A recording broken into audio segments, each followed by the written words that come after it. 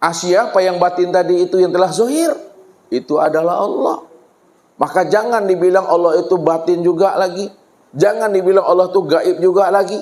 Siapa yang mengatakan Allah itu masih gaib dan masih batin, maka itu apa namanya itu Bapak Ibu? Itu yang butuh sange itu dah. Ya. Kopiah sudah ditonggokkan di kepala. Nih dicari juga kopiah mana lah kopiah. Padahal ditonggokkan di sini ya. Baju udah dikanakkan, dipakai, dipasang, dicari juga baju itu lagi. Itu yang butuh sange itu Bapak Ibu. Allah wujud nyata dan terang. Kalau Allah itu wujud nyata dan terang Bapak Ibu, kenapa kita tidak mampu memandang wujud nyata dan terangnya Allah itu? Karena dia sudah tertipu memandang bentuk dan rupa. Dia masih memandang masih ada juga wujud yang lain selain daripada dirinya. Padahal wujud yang lain nggak pernah ada. Kalau ada wujud yang lain selain Allah, berarti Allah itu belum ahad itu. Allah itu belum tunggal itu. Padahal Allah itu menjelaskan dirinya kul huwallahu ahad.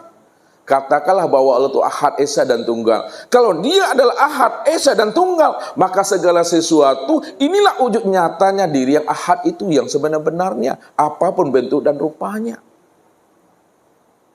Di sinilah Allah ajarkan kita melalui lisan nabinya.